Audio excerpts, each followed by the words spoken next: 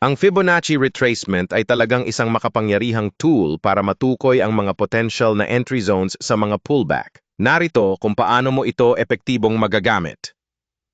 Key levels. Ang mga level na 0.382, 0.5 at 0.618 ay kadalasang kung saan makikita ang malakas na support o resistance pagkatapos ng unang paggalaw ng presyo. Ang mga level na ito ay maaring maging mahusay na entry points para sa mga trader na gustong sumali sa trend. Channel confirmation. Palaging hanapin ang karagdagang confirmation signals tulad ng candlestick patterns, volume, o iba pang technical na indicators upang mapaganda ang reliability ng iyong entry sa mga Fibonacci levels na ito. Trend direction.